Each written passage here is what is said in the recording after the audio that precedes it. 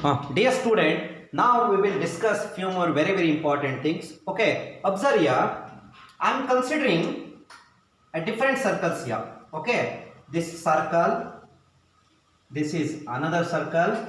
I am considering one more circle here. Okay, just have a look here. So this is, we call it as radius. This is, we call it as radius. This is, we call it as radius.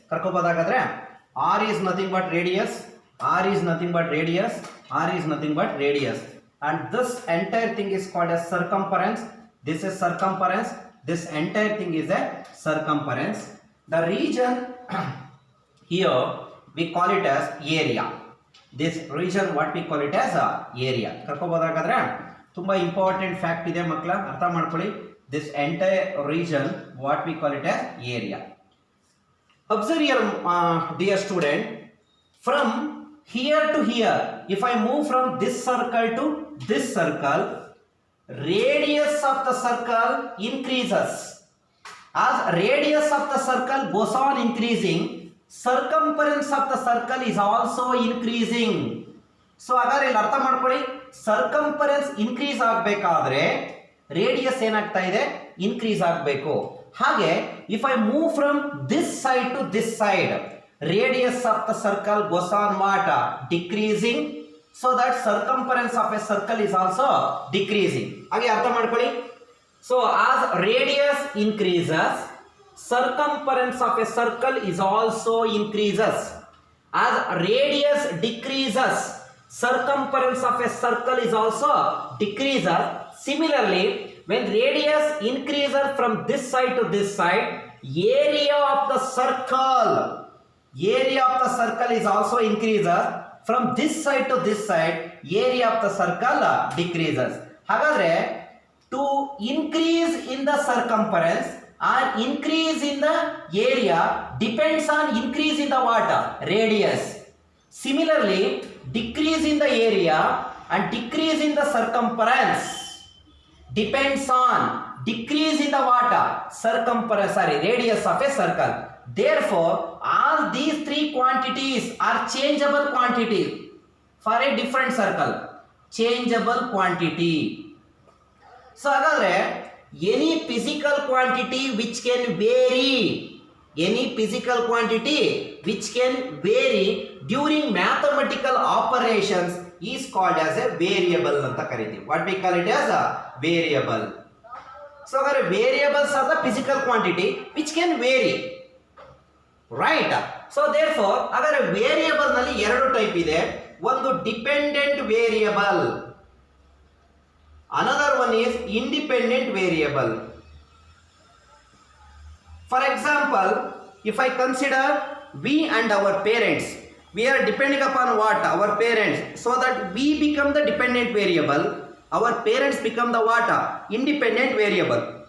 Suppose, if I take circumference of a circle is 2 pi r, area of the circle is equal to pi r square. The circumference of a circle depends on what? Radius of the circle. Area of the circle depends on what? Radius of the circle ಅಂತ ಕರ್ಕೋತಾ ಇದೀವಿ.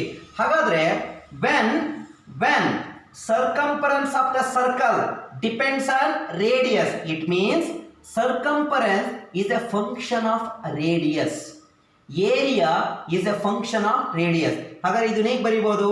C is equal to f of r ಅಂತ ಬರೀತೀವಿ. The value of C depends on what? R. Here also A is equal to f of r ಅಂತ ಬರ್ಕೋತೀವಿ. For example, as you know that S is equal to ut plus half at square. ನಿಮಗೆಲ್ಲ ಗೊತ್ತಿದೆ. S is the displacement, u is the initial velocity, t is the time, a is the acceleration. Here S depends on initial velocity, time and acceleration. Therefore, this can be taken as S is a function of what? U comma a comma t. Another equation, as you know that v square is equal to u square plus 2as, where v is the final velocity, u is the initial velocity, a is the acceleration and s is the displacement. Now you can say that final velocity depends on initial velocity, acceleration and displacement. Therefore, this can be taken V is a function of U, a, s ಅಂತ ಕರ್ಕೋತೀವಿ. ಹಾಗಾದ್ರೆ from this equation, C is also a variable, R is also a variable. Here A is a variable, R is a variable. In this equation, S, U, T, A all are variable. Here V, U, A, S all are what? Variable. ಹಾಗಾದ್ರೆ variables ಅಂದ್ರೆ changeable quantity. So ಹಾಗಾದ್ರೆ ಏನಂತ ಬರೀಬಹುದು? Variables are the physical quantity which can be vary during mathematical operation. Another thing is constant. What you mean by constant? ಹಾಗಾದ್ರೆ constants ಅಂತ ಹೇಳಬೇಕಾದ್ರೆ ಅವು variation ಇರುತ್ತೋ ಅಥವಾ ವೇರಿಯೇಷನ್ಸ್ ಇರೋದಿಲ್ವಾ? ವೇರಿಯೇಷನ್ಸ್ ಇರೋದಿಲ್ಲ. ಹಾಗಾದ್ರೆ constants are the physical quantity which do not vary during any mathematical operation. ಯಾವುದೇ mathematical operation ಮಾಡಿದ್ರು ಆ ಕ್ವಾಂಟಿಟಿ ವೇರಿ ಆಗಬಾರ್ದು. For example I can write 5. ಈ 5ನ ಇಂಡಿಯಾದಲ್ಲೂ 5 ಅಂತಾನೆ ಓದ್ಕೋಬೇಕು, ಅಮೆರಿಕಾದಲ್ಲೂ 5 ಅಂತಾನೆ ಓದ್ಕೋಬೇಕು, ಬಾಂಗ್ಲಾದೇಶ್ಗೆ ಹೋದ್ರು 5 ಅಂತಾನೆ ಓದ್ಕೋಬೇಕು, ಸ್ವಿಟ್ಜರ್ಲ್ಯಾಂಡ್ ಅಲ್ಲಿ ಹೋದ್ರೂ 5 ಅಂತಾನೆ ಓದ್ಕೋಬೇಕು. So for any mathematical operation this value remains same. Therefore 5 is a what? Constants ಅಂತ ಕರ್ಕೋತೀವಿ, ಕರಿಬಹುದಾಗಾದ್ರೆ. ಸೊ ಹಾಗಾದ್ರೆ ನನಗೆ ಇಲ್ಲಿ ಬೇಕಾಗಿರ್ತಕ್ಕಂಥದ್ದು ನೆಕ್ಸ್ಟ್ ವೇರಿಯಬಲ್ಸ್ ಅಲ್ಲಿ 2 ಟೈಪ್ಸ್ ಇದೆ, dependent variable and independent variable. ಹಾಗಾದ್ರೆ ಡಿಪೆಂಡೆಂಟ್ ವೇರಿಯಬಲ್ ಅಂದ್ರೆ ಏನು? A variable which depends on another variable. Independent variable ಅಂದ್ರೇನು? A variable do not depends on any other variable. ನಾನು ಆಗ್ಲೇ ಹೇಳಿದೆ, ಅವರ್ ಪೇರೆಂಟ್ಸು ಮತ್ತೆ ನಾವು ಕನ್ಸಿಡರೇಷನ್ ಮಾಡಿದ್ರೆ ನಾವು ನಮ್ಮ ಪೇರೆಂಟ್ಸ್ ಮೇಲೆ ಡಿಪೆಂಡ್ ಆಗಿದ್ದೀವಿ. ಹಾಗಾದ್ರೆ ನಮ್ಮ ಪೇರೆಂಟ್ಸ್ ಏನಾಗ್ತಾರೆ? Independent variable. ನಾವೇನಾಗ್ತೀವಿ ಹಾಗಾದ್ರೆ? ಡಿಪೆಂಡೆಂಟ್ ವೇರಿಯಬಲ್ಸ್ ಆಗ್ತೀವಿ. ಸೊ ಹಾಗಾದ್ರೆ we are the dependent variable depends on our parents. ಹಾಗಾದ್ರೆ ಇನ್ನೊಂದು ಬ್ಯೂಟಿಫುಲ್ ಎಕ್ಸಾಂಪಲ್ ಕೊಡ್ತೀನಿ, ಗಮನ ಕೊಡಿ. ಅದಕ್ಕಿಂತ ಮುಂಚೆ ಇಲ್ಲಿ ನಾನು ಕೆಲವು ಕಾನ್ಸೆಪ್ಟ್ಸ್ ಅನ್ನ ಬರೆದು ಬಿಡ್ತೀನಿ. So first one is variable.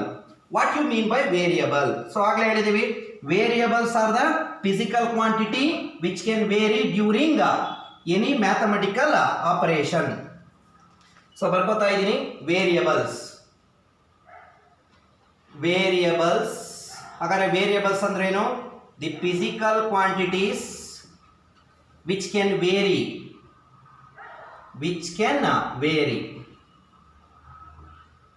during mathematical operations. So idrali in the variable we have 2 types. One is what? Dependent variable.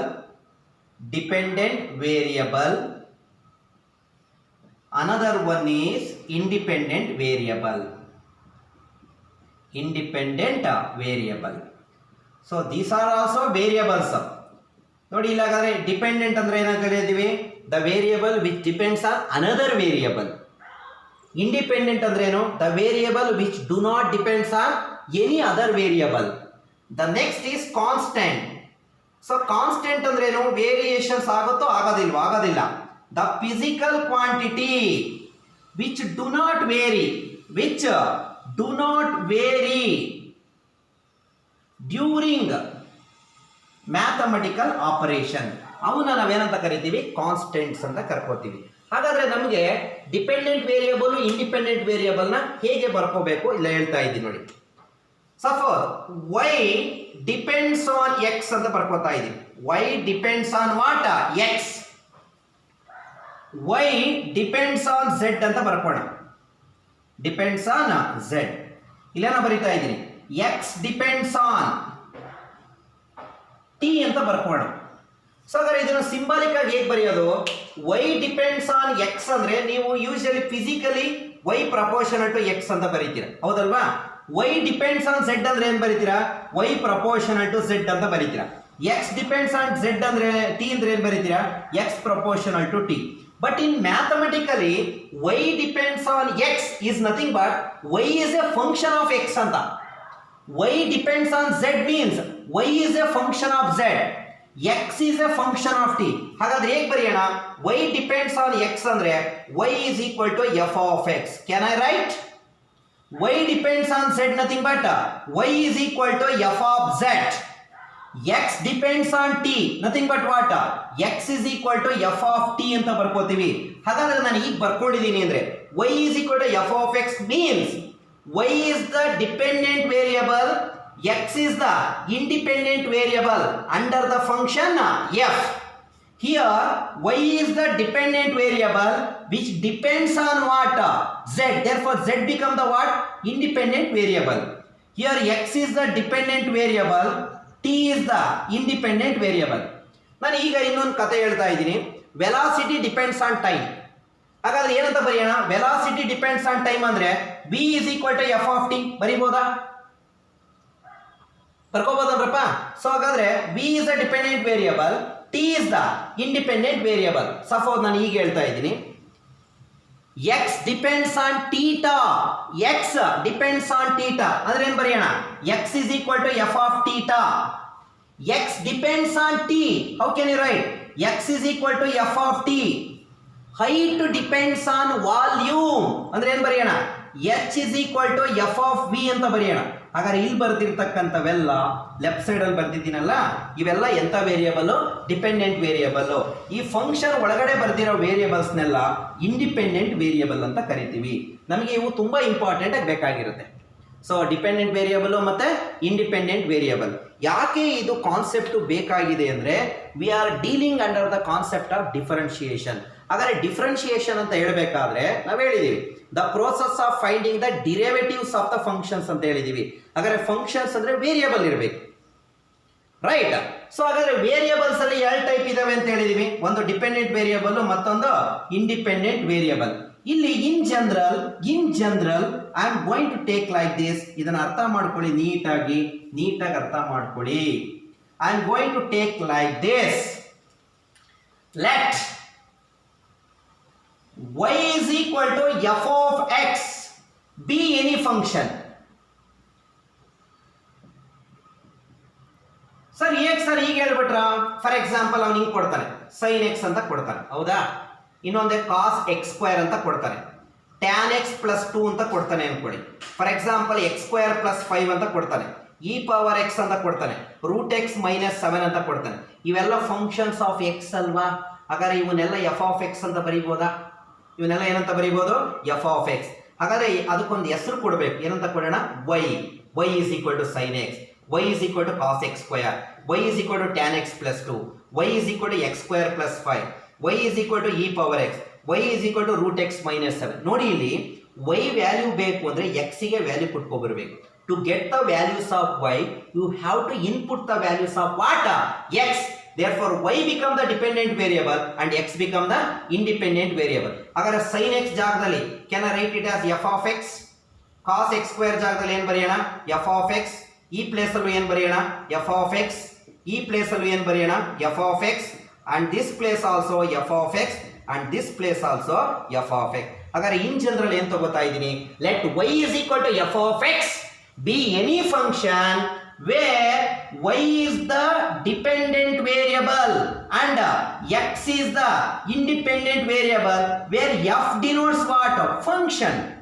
ಯಾವ ಫಂಕ್ಷನ್ ಆದರೂ ಕೊಟ್ಟಿರಲಿ, whether it is a trigonometric function, whether it is an inverse trigonometric function, logarithmic function, exponential function, hyperbolic function, what ever it may be, right? This is very very important. ಹಾಗೆ ಇನ್ನೊಂದ್ಸಲ ನೋಡ್ಕೊಳ್ಳಿ, if I write x is equal to f of y, now x become the dependent variable, y become the independent variable under the function what? f. So ಹಾಗಾಗಿ this is very very important to understand the concept of what?